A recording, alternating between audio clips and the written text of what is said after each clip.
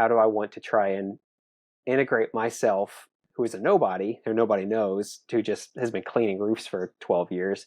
Yeah. How do I want to integrate myself into this and be trusted to have an opinion or have something to say? And so I kind of thought, okay, job one, like the first thing I've got to do.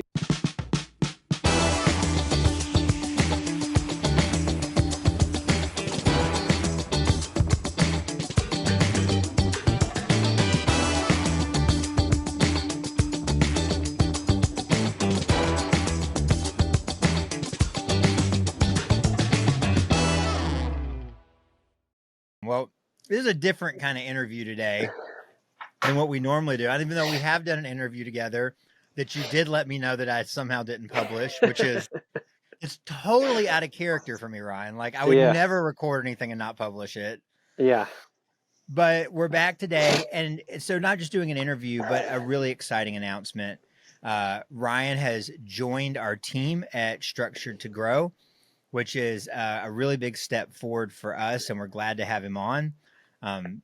He's got so much experience in the industries that we operate in, as well as this like uncanny amount of insight into what we do, even though he claims he doesn't have like a marketing background, but he's got a lot of insight. Ryan, thanks for hopping on today and chatting Yeah. with us. I look forward to sharing a little bit about, your story, and I'm sure I'll learn some things too.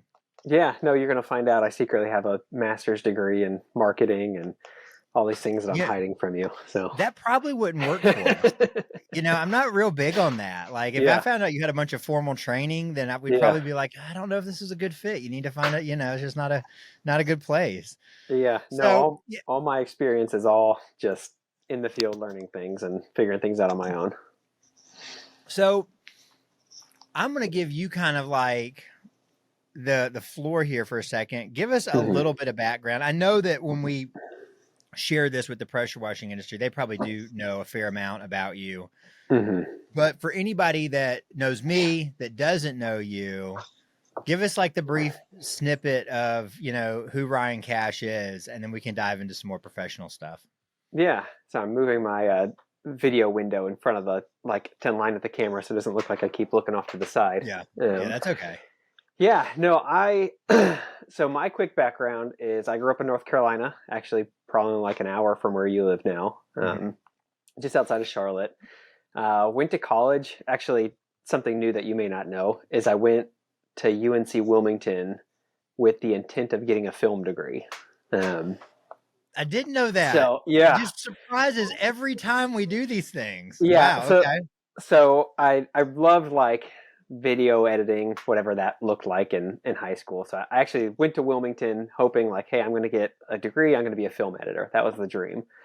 And then like semester one, I was like, oh gosh, I hate film classes. Like it was like history of film and like all these things. I was like, I'm out of here. So I switched over to psychology. I Yeah. was like, oh, I like psychology in high school. Let me try that. Got my degree. Went to live in Africa for a year. Came back home. Got married. Did all that. And was looking for a way to just make some quick money while I was a newlywed. It's like we don't have kids, but like I've got a family now, so I got to figure that out. So I actually went to work for a local company doing roof, gutter, window cleaning. Um, so scrubbing moss off of roofs, cleaning gutters, all that. And I surprisingly really fell in love with that industry. We moved to Texas. I did the same thing there. We moved back. I did it here again. And that actually bled into what my last job was. I got hired on by a company to work as kind of a customer support agent for commercial roof cleaning. So the company makes these like big box truck machines to go clean industrial roofs, things like the Detroit Lions Stadium or Yeah. where like the Cleveland Cavaliers play. So I actually got to be on a roof helping clean while the Cavaliers were inside the building in the playoffs, and like LeBron was doing his thing in the playoffs. So really, really that kind of cool job there. That bled into finding a new role within that company of helping kind of design and create and sell and market some equipment for Yeah. residential use. And that's what I've been doing for the last like 5 years. Has been attending trade shows, working with contractors, helping them grow their businesses, helping them find the right equipment, and taking the education approach with that. Because before 3 or 4 years ago, I had been like social media dark for Yeah. 10 years. Like no Facebook, no Instagram, no whatever else. Definitely no TikTok. I'm not a dancer. But yeah, just I joined up onto Facebook and some of these communities to kind of start expanding our network and expanding who we're communicating with and how our sales process. Yeah, it becomes a necessary Yeah, evil, right? Like we yeah, used to have it's a truism in the company that we would say social media is probably evil but necessary. yeah, So, it's just part of business. So before you go like further down the story, like I want to stop you hmm because I yeah, want to hit a yeah, couple yeah. of things. So while you were, this is not something you and I have talked about before. So hmm I'm curious. This is just my genuine curiosity. When you were at that last company and when you switched divisions and you talked about getting into like this product development, hmm what does that process look like in a company? I think there's probably some Yeah. nuggets here that you lived through that, and I think a lot of people we talk to are developing products, hmm that they sell to similar audiences. Like, tell me a little bit about what does that look like to develop a new thing? 'Cause it was a machine, hmm it was a physical product. What was that like to develop? Like maybe the steps and some of the things in that. Yeah. So step one, I think, anytime. So this is a whole new industry for this company also. So they were in carpet cleaning and restoration, and so getting into like residential exterior cleaning was also a whole new avenue for them to even consider. Yeah. So I think that is like step one for them was like find the right person to do it, which happened to be me at the time. Like Yeah. And that that was was my because you background. had experience in that industry. I mean, is that how they Yep. okay. Yeah, I had zero experience in like product development or product management, but like I know the ins and outs of like exterior cleaning. Like that is something that I feel very confident in. Like I said, I had done that at that point for 8 or 10 years, and so I knew the industry. I knew the contractors. Like I knew the mindset and what they were looking for. So I think step one is like, hey, you've got to figure out who's going to like spearhead the project. And so from there, since it was a large company, there were 4 or 5 engineers. There was a head chemist. There were all kinds of people that had to be like collaborated with to figure out how can we make this machine work and handle the chemicals that are going to be running through it. And so it became my job. First was like sit down with all of them and like let's have a talk. Let's like I'll give you the contractor's perspective first. Here is if I'm going to make my ideal machine, my like the thing that I want to sell, here's what it is. And so I said I wanted to do this, this, this, this, this, and kind of gave them the full list of everything that I want this to be able to do.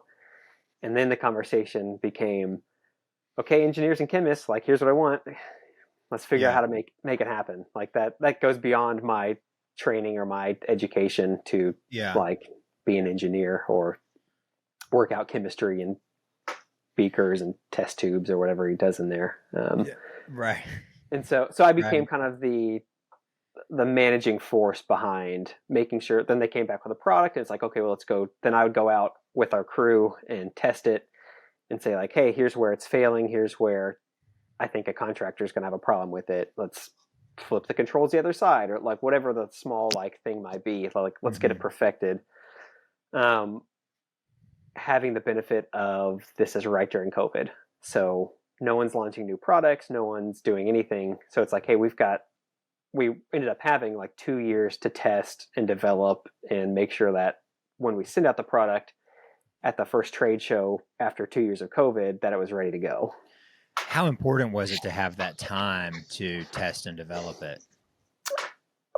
In my opinion, it was extremely important. I think most of the time people are trying to just get stuff out the door. Like, hey, here's a new product. Let's do it. We'll worry about the fixing stuff later. Let's get it out to people. Let's start getting some sales done. Yeah.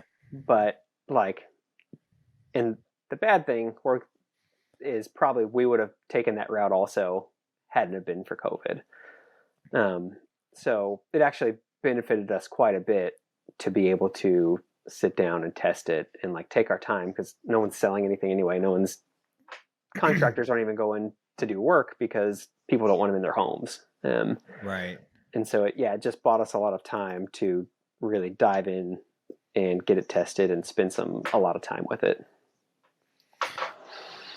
But and I don't want to fill in the blanks here. This is I don't know. I didn't Mm-hmm. develop it. But I imagine that it was a whole lot easier for them to start producing it in greater numbers because you'd been through so much of this iterative process ahead of Right. that, right? Because Yep. I think about what's a different story. So they go produce a whole run of machines, and then you get it out there, and then you get the feedback that's like the controls are not in the right spot. This is not right. This is not right. This is not right. It's a Mm-hmm. whole lot more expensive to fix it, right? Yeah, exactly. I mean, we certainly still had some of that. I mean, there's always what you're going to find, I think, in product testing is that no amount of like testing in a testing facility is going to make up for a contractor using something in the field. Like the Yeah. the challenges are always going to be different. Like we can run lifetime hours on a pump, or we can like see how long it's going to last or how it holds up to chemicals. But until you get it in the field and it's driving down dirt roads and shaking everywhere and driving down the highway and guys are throwing junk on it and breaking off parts, that like it's just different. And so Did I think you still have to have that infield testing. Was there a beta stage in this where you were doing some in-field testing and small numbers, or did it just go straight to market? We had one, I guess, beta tester who we sent it out to and had him just so we just let him use it. We're like, hey, use this. He put his normal equipment away for I think 2 weeks and Mm-hmm. just let him run it. And then it's like, hey, give us your feedback. But that's the hard thing about being in a larger company is there's a lot of like if you're a small company you can just go like hey grab a couple of your clients and go do it, but like a large company it's like hey no, you've got to get approval, you've got to get like things signed off, the marketing team, the sales team, the engineer, the chemist, the CEO, everyone has to say like hey no, this is a good idea, let's go have them do this, instead of just like me saying hey here's my new machine, you want to go run it for me. So Yeah. And yeah. I think this is interesting to talk about this because in my opinion, it seems like there is more, what's the word? I don't know if it's understanding or acceptance, maybe is the right word, that developing products works best when Mm-hmm. there are these phases, right? When there is, a clear brief in the Mm-hmm. beginning and there's a design phase and then there's, in-house testing phase and there's a field testing phase and there's an acceptance that even once it's out into market, there's probably going to be, iteration in it. Mm-hmm. And I think there's a lot to be learned from that. And in the fact that in go to market, we Mm-hmm. have X product we want to sell. Now it's time to sell it, and we could do different things knowing this brief of like what's the goal, what's the budgets, who are we going to, what do they want, and then saying okay, well based on that information I think we should try A, B, and C routes, Right. and breaking that down into just into these steps, right, into like Mm-hmm. stages of testing that. Instead, I think the common thing is probably like what small companies do with products, which is just like how fast can we make it and release it and just do something and make Yeah, money. let's get some YouTube videos out and we'll sell it. And Yeah. the thing is like, it's like they just pick whatever their marketing budget is and then they go full force into whatever, usually shooting from the hip, Mm-hmm. full force into the next thing, the next idea, whether someone presented it to them that was an agency or someone in house came with the president came with the idea or the marketing person came up with the idea. And they're just like, okay, we're going to apply our budget here now. And then it's like, Mm-hmm. it doesn't work in 60 days, even if it was a good idea. Yeah. But they've applied so much budget to it that they're like, we got to cut this thing off and do something different. It's not, and so there Yeah. kind of becomes this like, the expectations are wrong, the process is wrong. Hmm. But, I just think it's an interesting story that you bring that. And in my opinion, Ryan, it's super valuable to us at Structured to Grow because you have this like experience in product Hmm. development for a large company. And now we're going to take that experience and apply that to how we launch marketing Yeah. for our clients. And I think that's just super valuable because it's something that I don't see people doing. They just either do or don't. It's on switch, off switch, instead of wait, there's stages of this. There's like an experimental stage, right? And Hmm. then there's like a let's try it a little bit more instead of just it's on or off. Yeah. Well, I think a big thing that is overlooked a lot too is like I think the next stage too is then you have to have the support there because so for us it was a year and a half, probably about a year and a half, where every single customer that bought one of our machines, granted they're more, it's not $100 machine, it's a more expensive machine, but everyone who bought one, I personally flew out and spent a week with them. So Yeah. I'd spend a week training them and showing them, like answering questions. We had one guy who had a pump fail on him. So like this is his livelihood. So we overnighted this like $3,000 pump to him, and then I flew out the same day with the pump and helped him install it in his truck the next day and make sure that it was done correctly so that he could get back to work on Monday. Mm-hmm. And then I spent a week with him, like, hey, let's make sure it's running right. And so I think that's another thing that's overlooked a lot is just the fact that's like, hey, no, especially when you're like launching a new product, like you've got to have support there because let's say you've got, or any company, let's say you've got 10 Google reviews and one of them's bad, that's going to be a big hit on Yeah. your perception. Whereas Yeah. let's say you've got 1,000 reviews, you got one bad one, well, then whatever, people ignore it. But especially in the beginning when you're starting things up or trying to launch a new product, you have to almost go overboard with the support and make sure that whoever buys it feels like, hey, this was a good decision, this was a good idea. I can feel confident that this company has my back as I'm going forward if I need anything. Yeah. It is that customer success element Hmm. is it's so valuable in that cycle, and it seems like an obvious thing to say or to be like, oh well, yeah, duh. But Hmm. do companies allocate the resources to really be serious about it in those early phases? That Hmm. was a big commitment that they were investing to send you out for a week, even at the price of the machine. Yeah. Because Yeah. it's like it's basically saying like, look, like this is really expensive to send somebody out and do this, but by doing this, we're laying the groundwork for down the road when we're selling the 20th, the 50th, the 100th machine, Right. that we've really nailed in what someone needs to be successful with it. Hmm. And Yeah. those early customers who are like, this was an amazing experience, which is hugely valuable when it's a company who's coming into an industry that they haven't been in before and they don't have a reputation. Hmm. That reputation, which is your greatest marketing asset, is built by how you support your early customers. Yeah.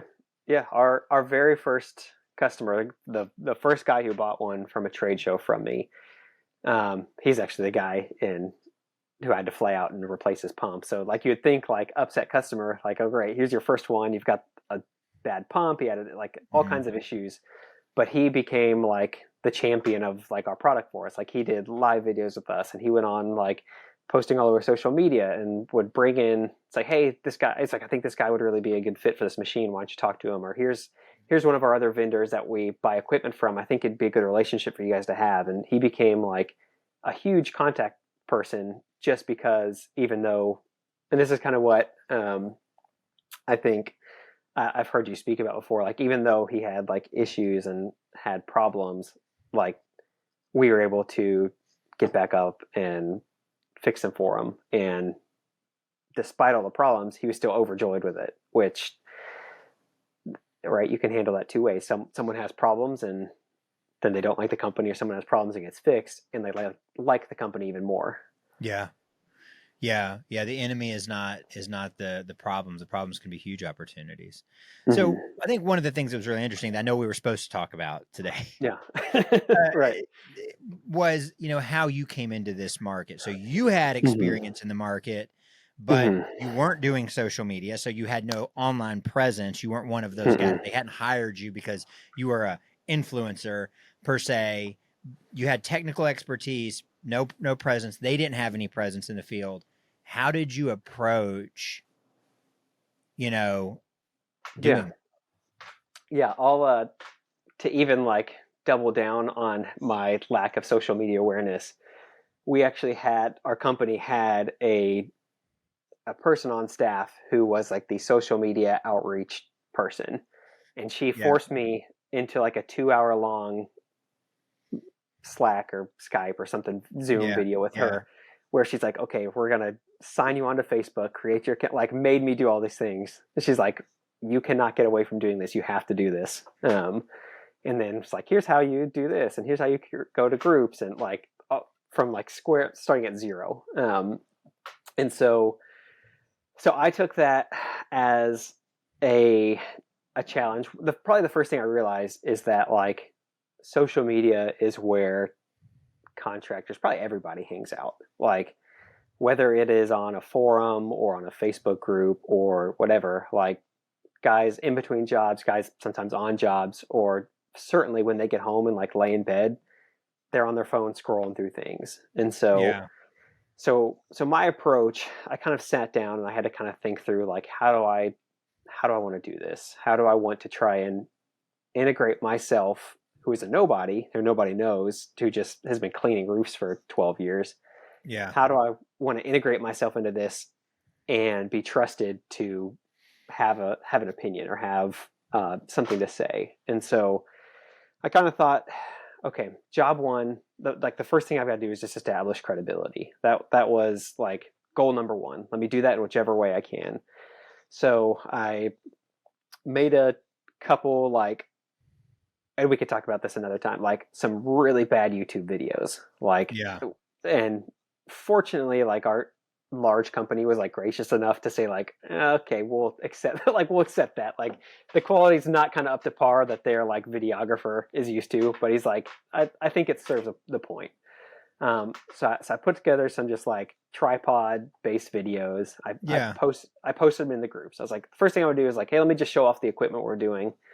Um, got a lot of questions about it, and then that's when I kind of realized like, hey, if anyone's going to listen to what I have to say, I've got to show them that I know what I'm talking about. So yeah, I went on a gosh, it was like a year long mission of I'm going to post something helpful or educational in all these groups every day, every weekday for a year. So whatever that is, 200 something. I was like, I've got to come up with 200 pieces of information that someone's going to care about. And like the nice thing is it started like two or three sentences. I was like, hey, here's the gloves that I use when I'm cleaning gutters. Like, I like these. They work well. They hold up. They're cheap. Here's where you buy them. Like, no like affiliate links where I'm hmm like trying to get money. Like, I was like, free information. Take it or if you leave it. This is what yeah, I've learned. And that progressed into like, I probably had 50 or so like of these quick tips that I could put out. And it just showed like, one, at least this guy like has done it. He knows what he's talking about. But then I started investing in more into like some more like advanced educational things that I've learned over the years. Writing cleaning guides and like, hey, here's how you clean limestone. Limestone's a really weird like product for people to clean, or composite decks. Like, here's and making sure that the whole time like I was going to the source and not just like, here's my opinion, take it or leave it, hmm but like, here's how I clean it and here's why. Here's what the manufacturers say. Here's what their guidelines and their warranties, and yeah, linking in all this information. So if someone wants to come and argue with me, I can say like, well, here's the truth. Here's what the manufacturer says, and present it that way.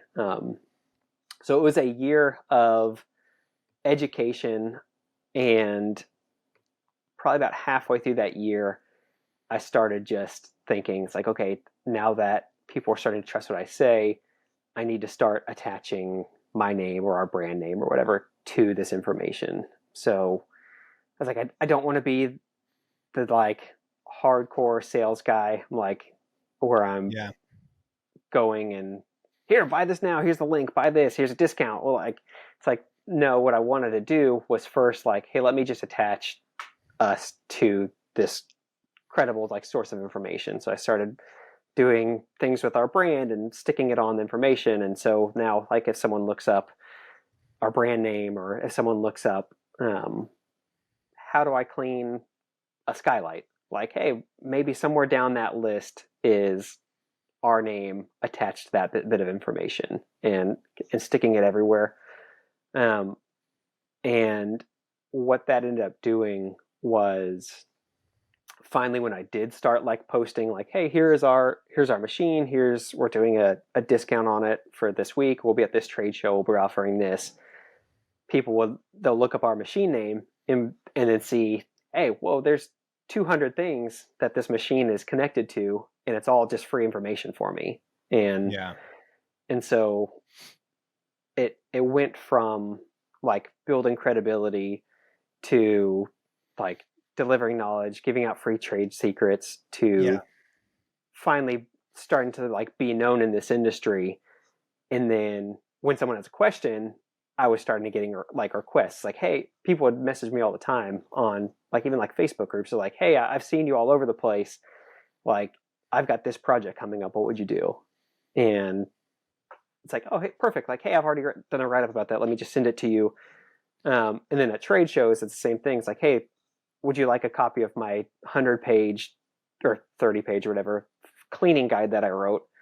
And yeah, sure thing. It's like, cool. Do you mind if I send over information about a machine with it also? And yeah, sure. And they'll take it and they'll read it. And I think what happened was I was getting requests about our equipment or our chemicals or even like cleaning things rather than me having to go out and like track people down and like generate leads and like the traditional like sales process that I think a lot of people are stuck in, where you're paying for more leads and you're like, oh, if I just spend enough money I can get the better leads, or yeah, if I spend more then the leads will be better and I'll be able to make Yeah. more sales. And like for me it was never that. It was I didn't spend a dime for outside of like having our in-house marketing team put some flyers and stuff together, but I didn't spend a dime on any like social media or online anything. It was all just kind of organic growth. And now if you type in like pressure washing equipment, that company is still probably like number 4 or so on the list, and it's like completely just organic because there's 20 different websites where I've stuck our name on there with our information. One of the things that comes up that I think about when you tell this story is, you invested a lot of time Mm-hmm. into this. I'm going to establish myself as someone who helps and gives value, serves the community, builds the content.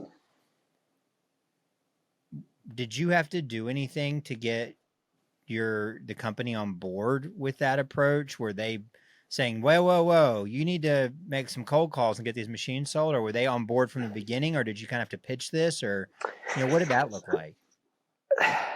Oddly enough, I was given like a lot of just kind of free reign in a lot in this.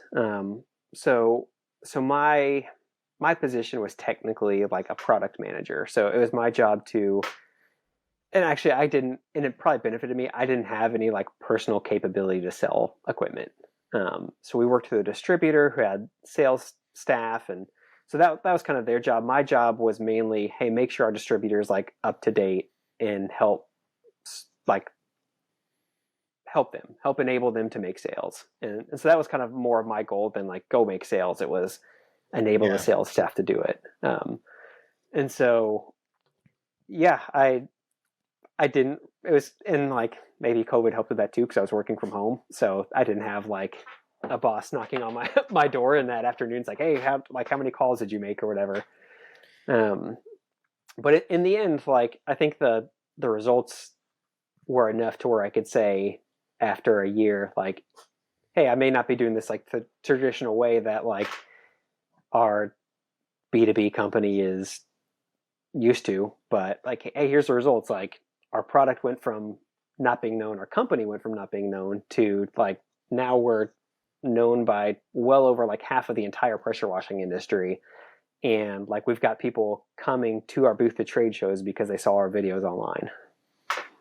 How important was it to have that time to execute that, though? Yeah.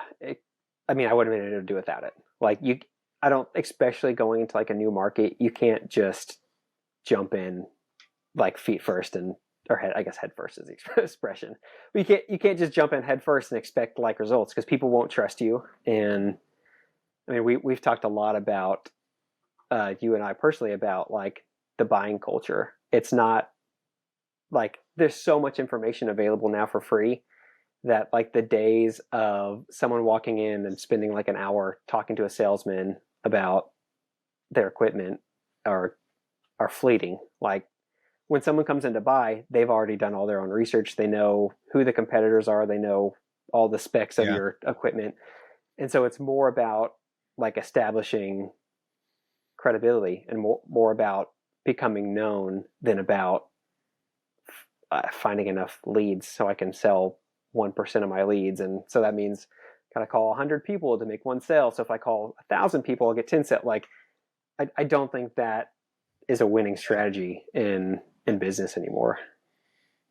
You know, it's an important thing like to say here because I think your story illustrates this Mm-hmm. is that the whoever's at the helm at a business is setting the standard for these things. Mm-hmm. You know, and I guess my question would be like if you could relay a message to business owners who have someone on their team who is responsible for getting a product, you know, out there for, you know, even if it is their sales and their marketing Mm-hmm. departments. I mean, what message would you give them to, you know, encourage them that there's a lot of value into like thinking a little bit, you know, 6 months, 9 months, 12 months, 18 months down the road versus Mm-hmm. this month, 90 days. You Yeah. know, I guess I'm just saying, what would your message be to those business owners? What I would probably recommend would be, and this might be hard for like a business owner to do. I would 100% recommend take a minute and look at your own buying habits. Like what is it that causes you to buy something? Look at how you purchase things on Amazon. Look at how you buy your car. Like you are not going and you're not making outbound like the car dealership's not calling your house and saying, hey, we've got these new cars in. Here's all the specs on them. We think they're really great. Like you're not in the market. You're not going to buy a car. Like that's the end of it. And you don't care about um, what a salesman has to say because they're there to sell you the equipment. But the way you buy a car now, or the way you buy anything now, is you get online. Like when we bought our new car, the first thing I did was like I get on Google, top 3 row vehicles that hold 3 car seats. Like Yeah, and yeah, and then it's like, hey, and then I see like I don't know if I should say Brett. I see like all the dealerships like websites. I'm like, nope, skip that, skip that, skip that. And then like yeah, here's like carforum.com or whatever. It's like, oh, that's the one I want to know. Like I yeah, want to know what yeah, other people are saying who've bought cars in the last year. And and then you look at other buyers and other people who have purchased and you read their opinions and read why. And then I say, oh, they really like this Volkswagen. They like this one a lot. Now let me go on the dealer website and let me like build out a package. Okay, I like this, I like this, I like this. Okay, here's my price. Okay, now that's my starting point. Now I'm going to go to Volkswagen. I'm going to say, hey, I've looked at cars. I like this one. Here's what I like. Here's the package I like. Can I test drive one? And it's like you don't have to sell me on it. Like I've already made my decision before, yeah. and I think there's room for change. Or like we still went to other dealerships and we still went to other car companies and test drove cars and saw them in person. But at the end of the day, like we made our decision regardless of what a salesperson said. And I think if a CEO or a person who is a head of sales or whatever, like would take a second and just like reflect on how they personally just purchase things, they'll see like that's the same with business. That's the same with other companies. Like people are not like nobody wants like an outbound sales call coming into their office. Like it's tiresome and feels outdated. And so that'd be my biggest advice would be take a minute, like reflect on how you buy things, reflect on how probably every single person in the world buys things, and apply that to how you want to approach making sales. I always think about you using the car example, and like if you reach out to a car dealer and they get your contact information Mm-hmm. and they have the lowest paid person in the building calls you twice a week for like the Mm-hmm. next year, and Yeah. how Oh, yeah. much it just gets under my skin, and it just makes me think I'm just not going to do business with them just because I don't like that. And it Mm-hmm. makes me upset and I don't want to do it. It's very frustrating. I can't make them stop. And there I have to imagine that as a business owner, I don't want people to feel that way about my business or my phone Mm-hmm. calls or Yeah. anything else. There is, it's just I don't know. And I guess I really don't understand this whole Yeah. idea of fighting what people want. Why we wouldn't just want to give our customers what they want. I'm not sure I understand why we would do anything else. There's plenty of business to be had doing it that way, right? But it is an uphill battle. I think that's really cool because you did have a place where you could do that. Mm-hmm. You did have a environment where you could thrive, under those circumstances, and it's a fantastic case study Yeah. for this process because you didn't do the traditional things. Mm-hmm. You didn't follow, this traditional method. You weren't lead genning, Right. it's like, all right, we got Didn't to know what figure. that was also. So yeah. Well, the thing was, is I think and again, I don't want to get like sued because this is about your story, but like I Mm-hmm. hear this and I think a lot of companies would say, well, Ryan, we invested in your time to do this Mm-hmm. cleaning guide. Well, we're going to put that online. And if someone gives us all their contact information, then they can have the cleaning guide. That Mm-hmm. way our salesperson can call them every day for the next 60 days Right. and send them 500 emails. And that's the way we're going to make a sale versus saying, here's the value. Let Mm-hmm. me help you. And realizing that when it's time, people are smart enough, they come back around, Yeah. and I think that's so cool because, and I don't mean this in any way. So please, Okay. Fair enough. please Yeah. take this like, as I mean it. It wasn't like you had this like really elaborate strategy going into it. It No, wasn't definitely like, it not. was Yeah. almost like you were just saying, what would I do? What would actually make sense? You Mm-hmm. didn't carry the weight of like all the marketing background and all these Right. expectations. You just approached it with a clean slate. And what you came to was this way of doing things, right? Yeah. Yeah. If I'm going to buy a drill, I'm going to go on YouTube and I'm going to watch the guy who takes the piece of metal, like the rebar, sticks it in two drills and holds the two triggers and see like which one dies first. Like that's what Yeah. I want. And then that's how I'm going to pick my drill. I'm going to see like which one works best. And I think the same way, like people aren't going to vendors, people aren't going to manufacturers, people aren't going to suppliers for their information. They're going to coworkers, they're going to peers, they're going to YouTube and influencers and all of that to like Yeah. see it themselves and then make their own call. Yeah. And I love, there's so many, like, we've had a lot of conversations about this.